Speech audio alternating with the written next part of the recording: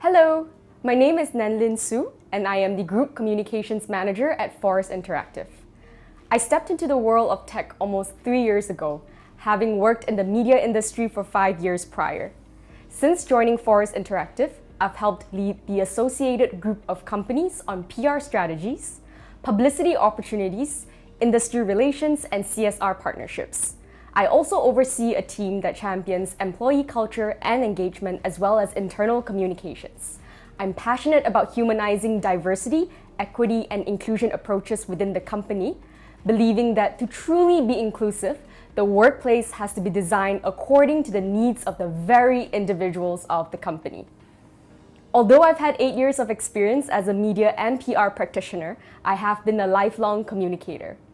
I am a storyteller at heart and am passionate about personal development for myself, my team, and people I work with. I believe in the impact and change each individual can make in this world in their own unique capacities. Today's topic is about flexibility and trust, how that enables and guides empowerment within a team. As a leader, my key tenets when it comes to collaborating with others are to stay curious, listen with intent, and always be ready to learn and relearn. Empowering others means giving them the tools and resources they need to succeed, while also encouraging them to take ownership of their work and make decisions on their own. Sounds simple, right? I'm kidding, this is definitely easier said than done, but continual practice every day with the little things can help us get there. To do this, we must first build a foundation of trust and flexibility. What does it mean to lead with flexibility and trust? The definition can vary from one individual to another. First, it's defining what those two things mean to individuals you work with.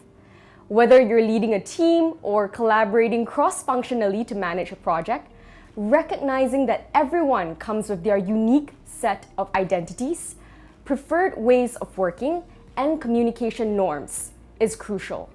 In either of these situations, you'll need to empower a group of people to embark on the collective journey to achieve a set of goals.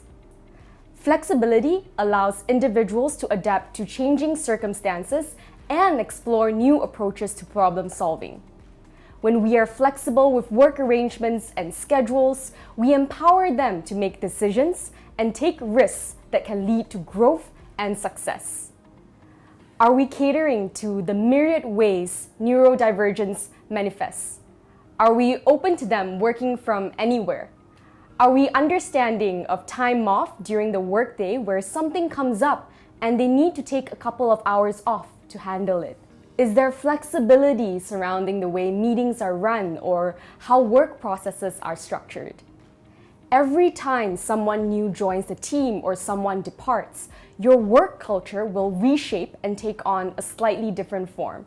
So flexibility is very important because it can mean differently between someone who needs to care for a sick parent and someone who is experiencing an anxiety attack.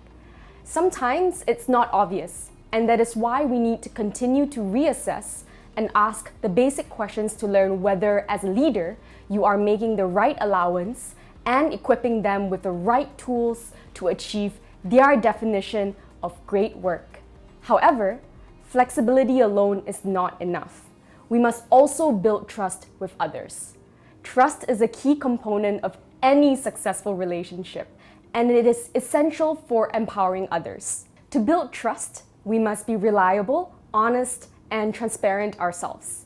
Sometimes that may mean being vulnerable, allowing our true selves to show up at work so that the people we work with feel empowered to bring their most authentic self to work. When they trust us and see that you will be accepted for who you are, they are more likely to trust their own instincts and take action without fear of failure, knowing that what makes them human is what we appreciate about them. I found that when we give someone that space and trust, some of the more creative ideas may emerge.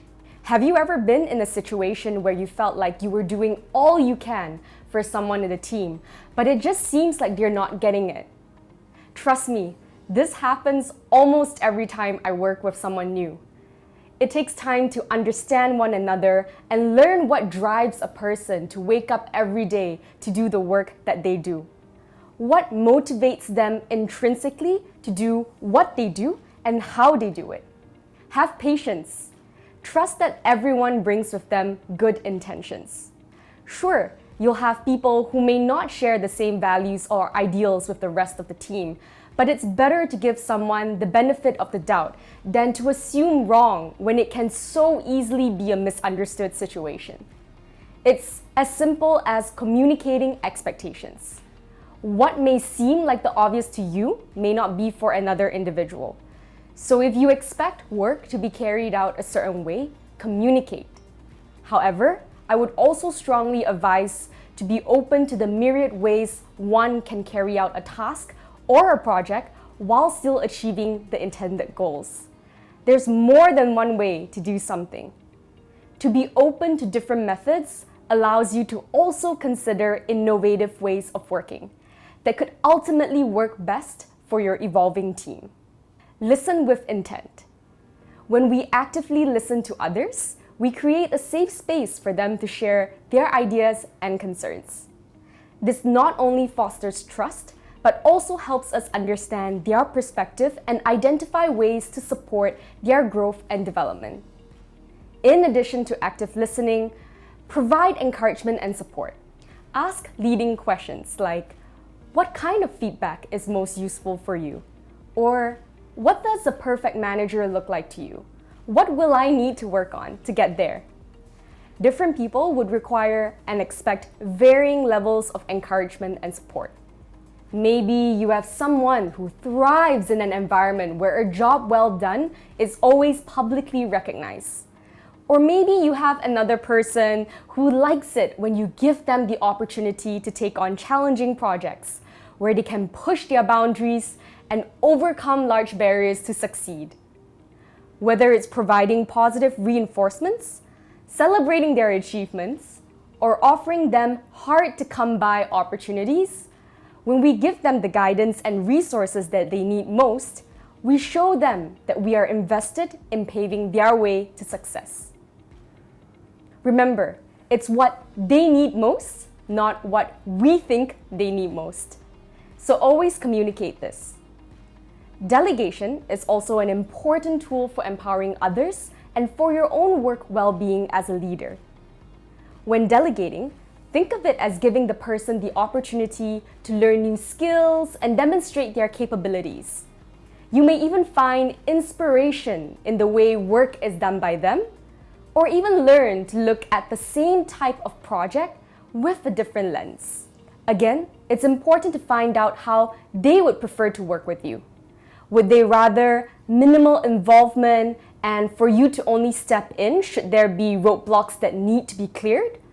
Or would they prefer that you're there as a collaborator, someone whose brain they can pick during brainstorming sessions, as you're making decisions, and when they need to overcome obstacles? This is important because without communicating that expectation first, we run the risk of either micromanaging or not doing enough. Finally, provide autonomy. Give them the freedom to make decisions and take ownership of their work. Not only will this boost their confidence, but also foster a sense of accountability and responsibility. As leaders, and with our experience, we often think that through our own mistakes and learning experiences, we know what's the best way to get something done. What I'm learning today and every day is that you have to allow someone else to learn from experience and make their own mistakes. That's not to say that you don't throw them a lifesaver when they're obviously drowning, but focus on how maybe what you may think is not right or not efficient could work out best for their way of working. Maybe what they will accomplish will set the tone for how your organization could experiment with a new way of doing things. Providing autonomy to someone to carry out their responsibilities in ways that work for them may prompt innovation within the organization. My first experience as a people manager was in 2020 when I led a close-knit team of 3. Today, 3 years later, I lead a team of 8 across different job functions and responsibilities covering communications, public relations, and sustainability. I like to think I'm their personal cheerleader, but I am in no way perfect and I am always learning how to be a better leader to those who work with me. I am motivated by developing people and I want people to do the best work in their career. However, leading a team or managing a project is never going to be a 10 out of 10 situation. I continue to learn every day how I can work best with my team, even those who I found a steady groove with after working for years together. This means regularly checking in on how they're doing and caring a lot about the team and the company culture and their role in it. Considering their goals, preferences, motivations, and style in the way we work with them. By using flexibility and trust as a foundation for empowering others, we can create a culture that encourages growth, innovation, and success. Together, we can empower ourselves and others to achieve great things. I wish you all the best. Thank you for listening.